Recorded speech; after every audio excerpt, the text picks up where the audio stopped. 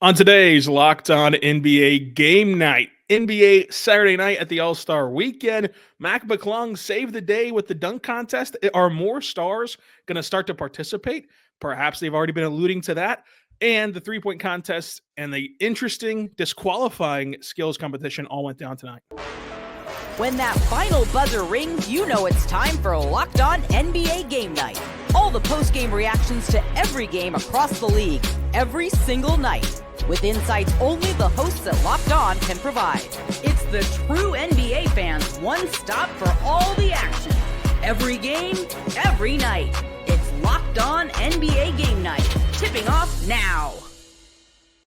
Let's get it going on Locked On NBA Game Night on the Locked On NBA podcast, Locked On Podcast Network. I'm one of your hosts, Rylan Stiles. You can follow me on Twitter at Rylan_Stiles and also on the Locked On Thunder podcast. My co-host, Gavin Schall at Locked On Knicks on his podcast and across social media. We're here recapping the Saturday night in the association as we always are. This time, no games, just a ton of events. Some, surprisingly, drama-filled. Gavin, it's always good to get together and talk Saturday night hoops, but it's also always fun to sit back and watch the festivities on a Saturday night for the All-Star break. Yeah, it was a slow start. Where in the skills challenge, you alluded to it already. The far and away the most intriguing part was Chris Paul very predictably trying to cheat. Though apparently, I saw Tim Reynolds report after it was Victor Wembanyama's idea to just throw the shots up. They checked with multiple people. Then we're told they couldn't do that. The NBA, it was, and I'm stealing the NFL acronym here. It was the No Fun League for a little bit, where they wouldn't let Allie LaForce do an interview with them about the cheating. Like, I wanted the full breakdown. This was as good as Deflategate for me. And then I'm with you that I think McClung saved what would have been quite a lackluster night otherwise. Yeah, let's just start with the skills challenge, because right off the jump, nobody felt like they knew what was going on. It was drama filled for all the wrong reasons in the NBA. And then at the end, like it got to a championship round between the Cavs and the Warriors where it was fun. Like Draymond almost pulled it off, but predictably fell a little bit short. And the Cavs repeat as skill champions. But before all of that was the Spurs run. And so, as you said, what they tried to do was like, hey, if we can just advance through missing all these shots and missing all these passes and we still just get to go to the next thing, why not just intentionally miss the shots and miss the passes? And therefore it's just like a full-blown sprint. And so like these quote unquote shots are like chest passes to the baseline camera people, flinging them off the rack to get on to the next thing. And then at first they were like, the commentators even thought that was okay. And then they heard, oh no, this is like disqualification worthy. And then they did get disqualified. And as you mentioned, Allie couldn't go talk to them, which is such a bad move by the NBA, because it would have been hilarious to get that like inside access into what happened. Instead, everybody's stupefied, and now you kind of look like a Scrooge for not letting people go talk to them. But you're right. Wemby said, no, this is all me. You guys are booing Chris. This is all me. I'm the brainchild behind this idea. And I get why, the NBA does not want that to happen, because it's literally not skills at that point. It's just flinging basketballs around. But I also think that for a league and for us as the media who've been chastising these players for not taking things seriously, they tried the whole Deflategate but Belichick Patreon way of let's try to find any nick and cranny advantage that we can find to win this challenge, and they got disqualified for it. It's just such a weird double-edged sword. Also, this is Chris Paul. What do you expect? This is a guy who's built his career on trying to find every edge. He's won basketball games before on guys not having their jerseys tucked in. You know about that, Rylan. When he was on the Thunder, right? I love the quote from noted Spurs fan Shea Serrano. He said, "Don't invite murderers to your party if you don't want them to try and murder people." Like, let Chris Paul be Chris Paul. Also, in the past, for the skills challenge, I'm almost 30, old enough to remember this. They would just like add some time if you missed your shots, which to me makes so much more sense, because even in the context of the players who did things legally, if you miss the first two shots, everyone would rush the third shot. It's like, it doesn't matter if it goes in or not. Reward someone for making the first shot, reward them for making one of the three shots, and just add a little time bump. It's stupid. Like, the skills challenge has been washed for a long time. I've always, Rylan, been more of a shooting stars guy where you bring back the alumni, like Cheryl Swoops gets to hit a half court shot. Chris Bosh won 3 times. He's the ultimate legend in it. I don't know. It's fine. It's whatever. But you know what? Like they were working, to your point. Like, reward them for working. Yeah, I mean, I think that the adding of the time for missing them to where, yeah, you can go ahead and do that. And if you think that you can cheat the system, incur all that added time, and you're doing it so quickly though that you still beat someone playing heads up, sure, try that strategy. Yeah. But obviously, with those guardrails not in there, it made it for like they finished in like 45 seconds or something like that. It's just something absurd that they pulled off. And in that skills challenge, there's not much to break down because it's a skills challenge. We can't really do play-by-play for what happened.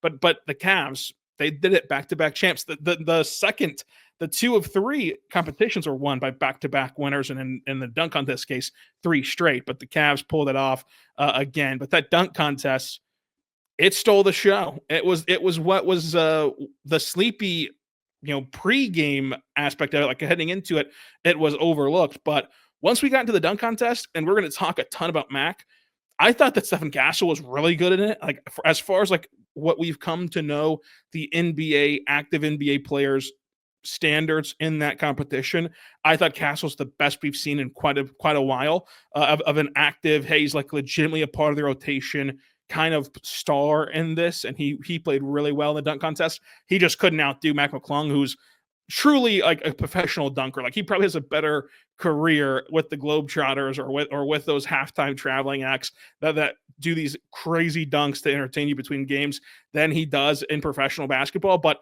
he's the G League MVP. He's on a 2-way deal for Orlando. It's still well within his right to compete in this thing, especially as the NBA begs for him to. And Gavin, he put on quite a show. To your point, I saw this number online. Before this season, he had made more money in the dunk contest than he had playing professional basketball. Full seasons. Well, I don't know. The G League's 42 games, like not quite full seasons, but essentially like being a full-time professional basketball player, he would make more money in one night. And it's so funny because he's so much more incentivized than these other guys to do it. Like, not that, like, I mean, to a rookie, $100,000 is still a hefty check, but it would be like you or I, like, making $1,000 essentially. Well, for Mac McClung, he's like, hey, I got to pay rent. I have a mortgage on my car. Like, I need to go out there and win this. He's making $570,000 this year. He gets $105,000 for the dunk contest. I personally think that is underpaying him. Like, he should get $1 million for this, because he made a national broadcast. He saved an event for the NBA, because Andre Jackson Jr., Matas Buzelis, who I love as a player, like, they were travesties. And I think the NBA made it even worse by, instead of leading into the fact that those two guys absolutely crap the bed and giving them, like, back in the day, you miss all your dunks like Matas did his first time out, you get like a 25 because you didn't make a dunk. It's a dunk contest. You need to make a dunk. And I'm going full Seinfeld. He got a 40 for missing 3 dunks. So that was incredibly frustrating. But Mac McClung, I mean, single-handedly salvaging it, coming out with the car. Like, this is what we've been missing the last few years. Like, this is not a word someone my age should use, but I'm going to say it anyways. Like, there was some aura with Mac McClung, right? There was some showmanship, bringing out the car, letting like some anticipation build, versus like Andre Jackson Jr. coming out there just like cranking 3 dunks off the backboard. That was absolutely sick. I fell out of my couch. Really, all 4 dunks for McClung. I mean, the last one too, with the guy on the ladder, the guy holding the ball up, honoring Zach LaVine by spinning on the hover pad. It was really, all 4 of them were really cool. And I'm with you on Stefan Castle. Like, his ability to hang and also have power on all of his dunks. Like, any other year, a deserving winner. It did not quite reach the heights of Levine Gordon, because I just don't think Castle was quite that creative, but he is a fantastic dunker. McClung, special, on another level. I hope he comes back next year where maybe we get Giannis and John Morant as well. Yeah, you just touched on it. Let's talk about what Mac did to not only save this dunk contest, but future dunk contests as well, if what these stars are saying is true. But first, going to tell you right now, but our good friends over at DoorDash. Check out DoorDash today, because when you do, NBA fans, get ready, because as they swish, you save. Thanks to DoorDash, every time a player drops 50 or more points in a game, you can score a huge deal the next day. It's simple. When any player scores 50 or more points during the 24-25 NBA regular season, DoorDash gives you the Dash Pass members that get 50% off of an order up to $10 off the next day from noon to midnight. So whether it's a game day feast after a 50-point performance, you want to celebrate by ordering wings or pizza or burgers from your favorite spot, it's delivered straight to your door. Or late night cravings, whether you're staying up to watch highlights or just need a midnight snack, use DoorDash Dash Pass to grab something delicious and save big. So again, sign up for Dash Pass and be ready to save, because when any player drops 50 or more points in a game, Dash Pass members get 50% off in order the next day, up to $10 off just by using promo code NBA50 from noon to midnight after a 50-point game on eligible orders at participating merchants. Go check them out today as you activate Dash Pass on your account. Terms and conditions apply. Visit DoorDash to learn more at DoorDash.com and make sure you sign up for Dash Pass. We're back on Locked On NBA Game Night. I'm Rylan Stiles. With me is Gavin Schall, and we're talking NBA Saturday night. So, Mac McClung, you're right. The showmanship of his performances all 3 years have been stellar. He three-peats as a slam dunk champion, and every dunk tonight, it felt like his first dunk, I thought, well, this is a huge dunk number one. Why didn't you save this till the end? And you felt that way about every single dunk that he put out there. They just kept getting better. They just kept growing in anticipation and flash and style. And this is his third straight year doing it. Like, he's already put out a canvas of dunks that you felt were incredible. And for him to keep getting creative, keep pushing the boundaries and keep pushing for these great dunks was awesome for the event. And for a night that really needed it, we'll talk about the 3-point coming up, but the 3-point really disappointed, in my opinion, just like the skills contest did. And so this was a Saturday night that felt like a complete dud. But then Castle and McClung going toe-to-toe really saved the night, which is the way the NBA All-Star Saturday nights used to be as well. But immediately after Mac wins this trophy, Ja Morant, says that now like he might start wanting to do the dunk competition, and Giannis quote tweets Ja and says, "If you do it, I'll do it." And so if Mac McClung truly does make it come full circle, where now top NBA flyers are getting into the slam dunk contest, Mac McClung should already, but this especially, should be like an NBA ambassador, where he's a permanent judge in the dunk contest. He's paid handsomely for reviewing dunks and for being a part of that panel, because he truly, at that point, would have saved the dunk contest, not just for these last few years, because if you take out all of Mac's dunks this year, that dunk contest sucks. And it was the same thing last year and the year before. Not only saving these interim dunk contests, but if he can propel Ja and Giannis into a dunk contest themselves, he saved the future of the Saturday night. And that is the future of tons of revenue for this league and tons of eyeballs for this league. So it would be massive. Yeah, I hope. I don't know why I'm so interested in Mac McClung's finances, but I hope he's getting something on the back end, because I don't think it could be overstated. Just the extent to which he salvaged what was. I mean, last year we all heard, and maybe we'll talk about this a little bit, like the All-Star game was an embarrassment for the NBA. This Saturday night was going to be an embarrassment for the NBA, and I think Mac McClung, with a little bit of help from Castle, like single-handedly pulled it back from that depth. Like, I don't even know if we mentioned his, I thought maybe his second dunk might have been the best one, where he grabbed it from the same dude holding the ball at the bottom, and then just an aggressive 180, but like the hang time where it looked like I don't know if you remember this in NBA Live, but there was always a button you could press to like hold it for an extra second to get points. And you were kind of like, wait, you're like, oh my, is he going to just come down? And he's like, no, hang. Like, powerful reverse.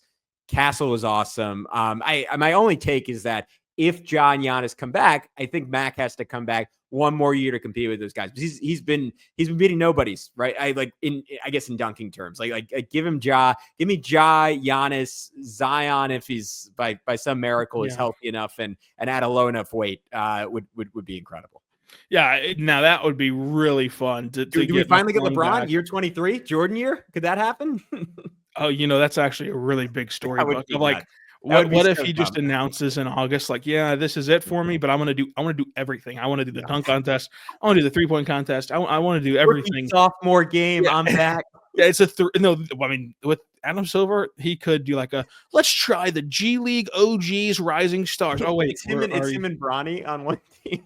yeah. It's like he's coaching the sophomore team at least. It's like father son type deal. He's coaching the sophomores with Bronny.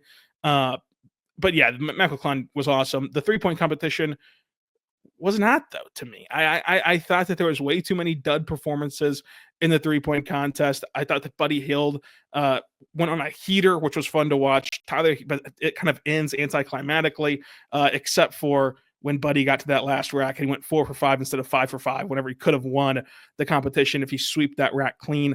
But if he started a little bit quicker, obviously it would have turned the tide of that competition. Ultimately, though, it was another thing where, I mean, it just felt like it was okay. Buddy was awesome. Tyler did okay. And he ended up winning, by the way, whatever he just did okay. And then the rest of the guys just weren't really enthralled with it seemed like. Yeah, I'm gonna shout out my guy Shax on Nick's Twitter, who called it a mid-off. That was a fair assessment. It was so. I mean, to your point, Buddy, tying Steph Curry, I think, for the all-time record in the do ball era, which is a crazy sentence to say on a nominally serious NBA podcast, but that's the truth. I was bummed Jalen Brunson did a second straight year where he fell just short of advancing. I will say, disappointing final round for him. Darius Garland, I think he just has a beautiful jump shot. It reminds me a lot of Steve Nash and just how calm he was and how well he paced it. Like, it was just a joy as someone who loves shooting. Like, it was a joy to watch Darius Garland shoot in the first round. Joy to watch Buddy Hield shoot. Tyler Hero, like, I'm sorry, I promise this isn't me being a Heat hater, but has to be like one of the worst winners in the history of it. Like, it just loses some drama when Steph isn't there, because it just, you would just always be anticipating, like, all right, who was good enough to knock off Steph this year? And Steph, to his credit, like, pretty much brought it every single year he was in it. Dame did a good job carrying that mantle the last 2 seasons, but if neither of those guys were there and cooking, like, it just does not really have the same feel. Yeah, so Saturday night overall, not the best representation of what you think of when you anticipate these events, but there were still some popping moments. And then it all leads to the big one tonight, Gavin. On Sunday night, you have the NBA All-Star Game, which will feature a tournament where you have Team Kenny, which is like the youngsters, against Team Chuck, which is the international flair, going off in one semifinal.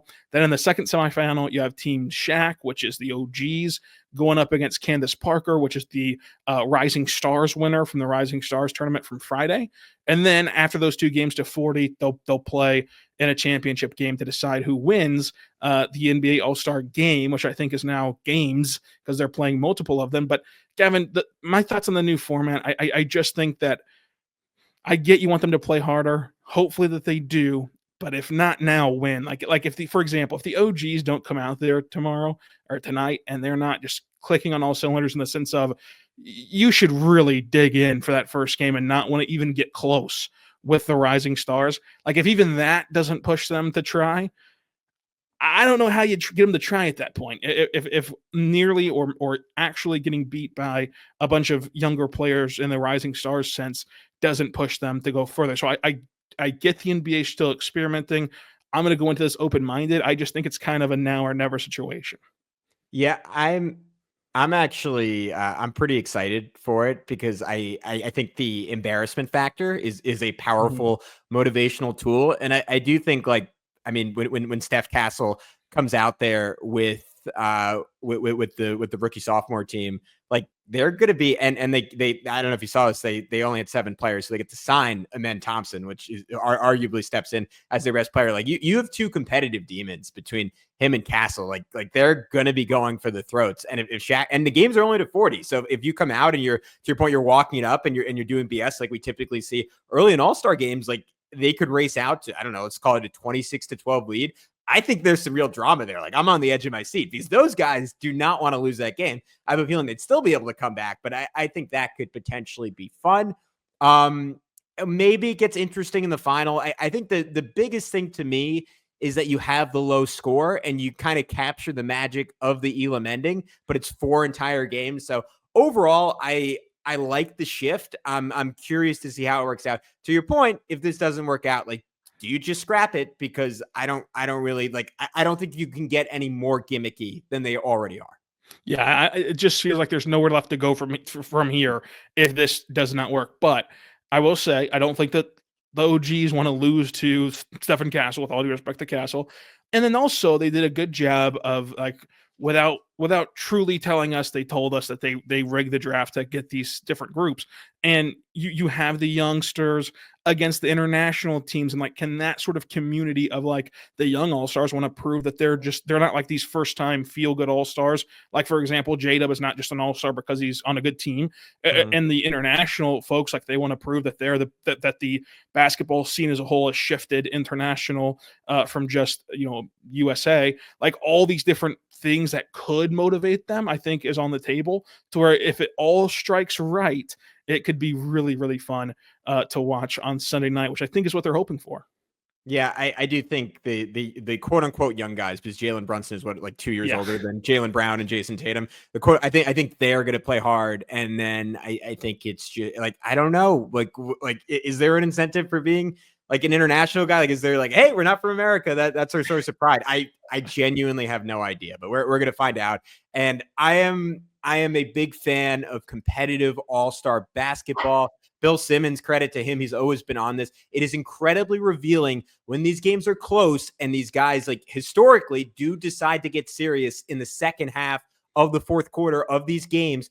Who are the coaches putting on the floor? Who do they actually think, instead of the guys who are voted in, who do they actually think are the 5 best players? And then who is touching the ball? Who's organizing the offense? Who's taking the matchup and saying, hey, I want LeBron. In the past, I want to guard Kobe. Like, that has always really interested me, because it is telling in terms of how these guys perceive who the best players are in a way that simply cannot be revealed in any other setting. You see the true pecking order of the NBA. I'm hoping, despite the fact that one team is full of non-all-stars, I'm hoping we get some version of that, because to me, that is the ceiling of All-Star Weekend, and that is what I've always loved about All-Star Weekend. Yeah, I think it's going to be a lot of fun. Let's head into this with a good mindset. But coming up, as we do every Saturday, buy or sell, this time with NBA title contenders. But first, I want to say right now, but our good friends over at FanDuel, go check out FanDuel today, because when the game tips off, the NBA action is just getting started. There's no better place to get in on the action at FanDuel, America's #1 sports book. With FanDuel, you can place live bets throughout the games, and so even if you miss the opening tip-off, you want to bet on the fourth quarter comeback, you can still get in on the action at FanDuel. And if you're looking for bigger payouts, you can always combine your live bets into same game parlays. I love using FanDuel's live betting feature. It keeps everything exciting in that moment, whether you're backing your team or in a late game rally, or just picking a player to hit a clutch 3. You can check it out today at FanDuel. They have everything for you right now. New FanDuel customers can get $150 in bonus bets if you win your first $5 bet just by visiting FanDuel.com. To join today to get started, that's FanDuel.com for your shot at $150 in bonus bets if you win your first $5 bet. Make every moment more at FanDuel.com, the official betting partner of the NBA.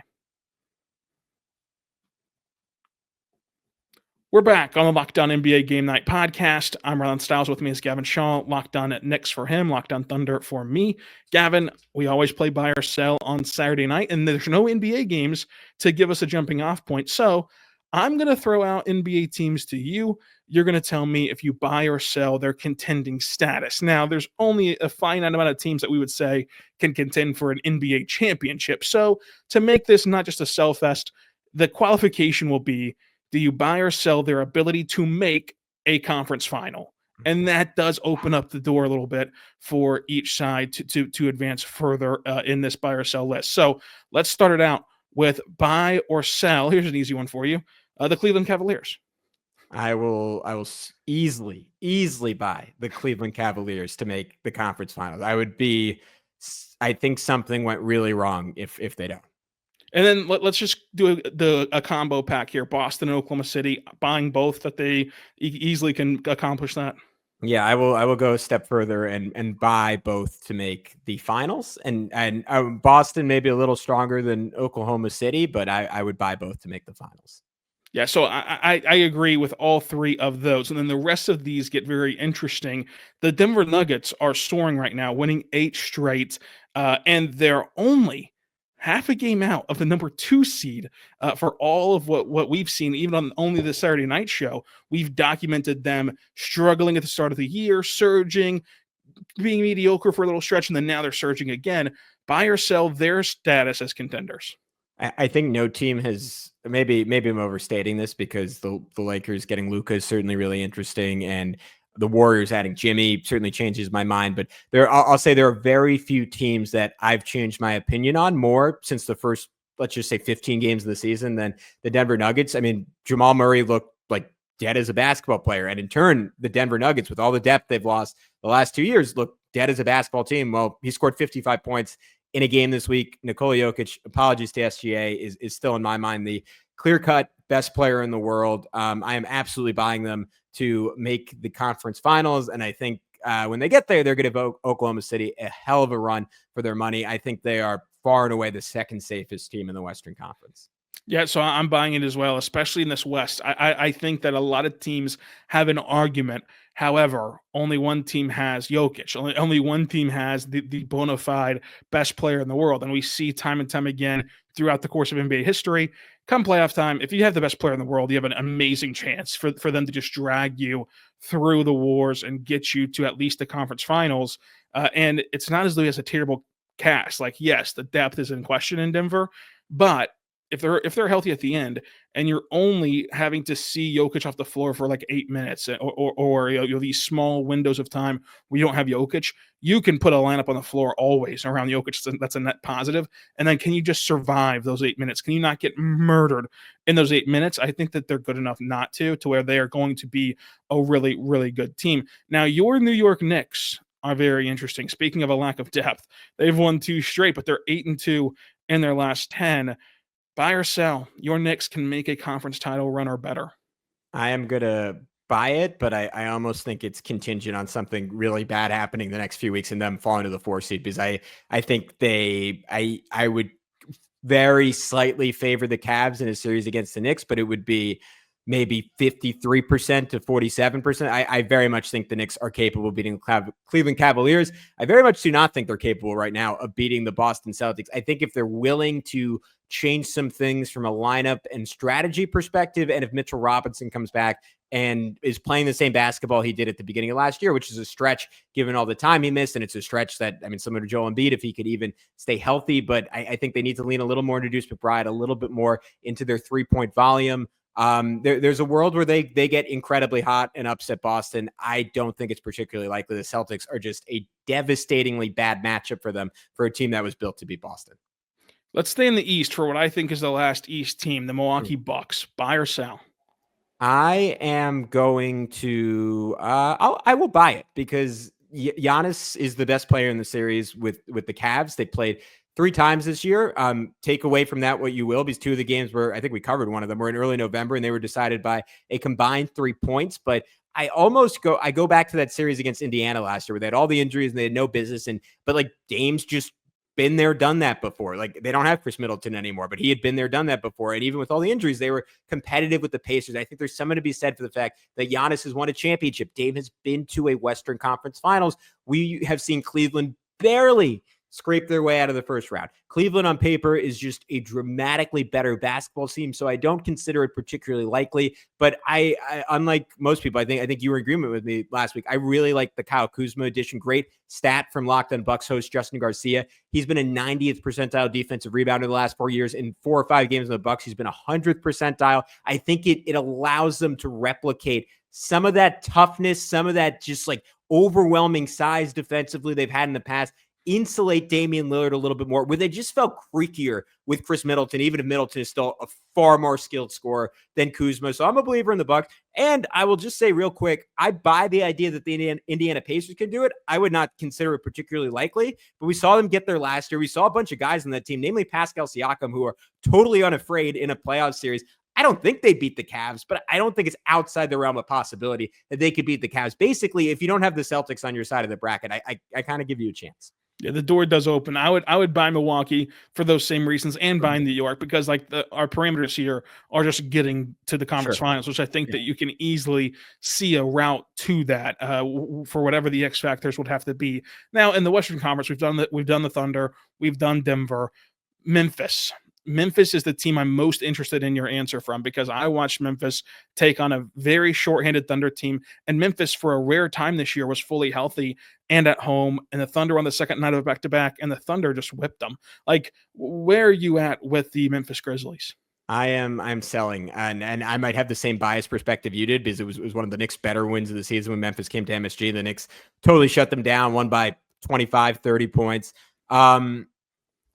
It's hard to confidently sell in the West, because it feels like if you get the right path, and like if one of Oklahoma City or Denver gets upset in the first 2 rounds, like it's just open, but I just don't see it. And that doesn't feel reasonable for a team that's 4th in net rating, despite having some of the worst injury luck in the league. But I'm curious if this is your viewpoint on it too. My logic is very similar to the Rockets, where I'm just not super confident in their number 1 guy. I think Jaren Jackson Jr. has been amazing this year, all NBA. If he gets MVP votes, I'm totally fine with it. I just don't see him as someone you give the ball to at the end of games. John Morant, I think the fact that he still hasn't developed a 3-point shot, 32% on 5 attempts per game, like they just feel guardable to me at the end of games. And I think their depth, that's such an advantage in the regular season, doesn't necessarily translate to the playoffs, where most teams go down 2 8-man rotations. I still think they're a year away. I think they're a move away. And I think this trade deadline, trading away LaRavia Smart for basically nothing, was kind of an acknowledgement that we're probably a move away, unless they're just that confident in Vince Williams coming back and plugging that hole. Yeah, so I totally agree with you. I'm selling it unless John Morant comes out post All-Star break and looks incredible. But with the current day's John Morant, they're just not good enough to make a run in the West. There's too many obstacles in their way. Now, the Los Angeles Lakers, who threw a parade after beating the Jazz with Luka and LeBron, then lost to the Jazz. But Luka and LeBron still are going to strike fear in any team on the offensive end. But it's a team game, and there's both sides of the floor, and there's a long way to go until the playoffs actually begin. So are you going to buy or sell this new dynamic in LA? Absolutely buying it. We've seen, which is why you probably shouldn't trade the guy. Since his rookie year, if you have Luka, unless you are I'll describe it as like a Titanic team, like a top, like maybe even the best team in the league. Like if you're not essentially the Boston Celtics or the Warriors of the past, Luka can single-handedly win a series. And then you throw in LeBron, who's not quite LeBron anymore, but like in the playoffs, like are there 10 guys you would take for a single game over LeBron? I personally wouldn't. Like you have 2 of arguably the 7 smartest players, offensive players, I'll say, in the history of basketball between those 2. I think it really hurts my confidence in them that the Mark Williams trade got rescinded, and like they are just small. And like if Jackson Hayes is your plan at center, I don't know how well that works. I have a feeling they will lean into small ball and have LeBron or Dorian Finney-Smith be the nominal small ball 5. But even before getting Luka, they've been playing as well as any team in basketball the last 12 games. JJ Redick has seemed to have figured out the defense to some extent. We'll see how that holds up as they incorporate Luka. But I think they can win any series. And given that, I think they can make the conference finals. Yeah, I'm buying them for the same reasons you are. And I just add in, yes, Jackson Hayes is a concern. But Luka brought Dwight Powell to a Western Conference Finals. So I'm not going to give Hayes too much problems there. Buy or sell the Minnesota Timberwolves, who ended the pre-All-Star break on a high note, beating the Thunder at wire to wire with a win in Minnesota. I'll keep it short. I totally buy them. They've shown to be a great matchup for Denver. Maybe that goes down a little bit, not having Karl Anthony Towns to be kind of the front line defender for Nikola Jokic just in terms of size, but Julius Randle can do a little bit of that. Naz Reid can do a little bit of that just in terms of physically holding up. So Rudy Gobert can get there and block shots. To be clear, I'm not saying Randle is locking up Nikola Jokic by any means, but that just seems to continually be a good matchup. It feels like Anthony Edwards, especially now that he's arguably the best 3-point shooter in the league, could be the best player at any 4, 5, 6, 7-game series stretch. I think Dante DiVincenzo coming back and being healthy is key for them because he's a playoff riser, as we saw with New York last year. I still like the roster. I think they have a ways to go, a lot to figure out, and maybe need to lean into Naz Reid a little bit more than Randall, but I buy they can make a conference finals. Yeah, so I'd buy them as well as threats for sure. We both will sell the Houston Rockets. We have a whole podcast about the Houston Rockets that you can go listen to, so we can keep that short. But I will ask you, any dark horse, because you did give the Pacers in the East, any dark horse that you think can make a run in the West that we have not talked about yet? Yeah, I'll give you 2. I'll tell you one better. I'm going to say the Golden State Warriors and insanely against my better judgment, the Los Angeles Clippers. I just think what Jimmy Butler has brought to the Warriors is like weirdly, like they would have had to trade so much more for Kevin Durant. I think Kevin Durant in a vacuum is still the better player. I'm starting to think Jimmy Butler was the better fit for this team team, like this team that desperately needed solidity and toughness and grit and just some type of paint presence. And in comes Jimmy Butler crafting his way to 15 free throws in some of these games, a fully realized basketball player. And it feels like he has energized Steph Curry. Steph 31, 5 and 5, shooting 40% from three in 4 games since they got Jimmy. He looks like a different guy. The Clippers, I don't think it's going to happen. I think it's incredibly unlikely. I'm already regretting saying it, but Ben Simmons looked good in that first game. That's a crazy argument. If you get like a month of healthy Kawhi, which would be a miracle at this point, I think anything can happen because they play great defense. They have a great playoff coach in Tyronn Lue. And I just think it is a very deep top 8 or 9 with a lot of athletic wings. Again, I would not bet on that. I just think they have a lot of playoff ready guys. Gavin, that was great. Now you know where we stand on NBA teams. Until next time, be good and be good to one another.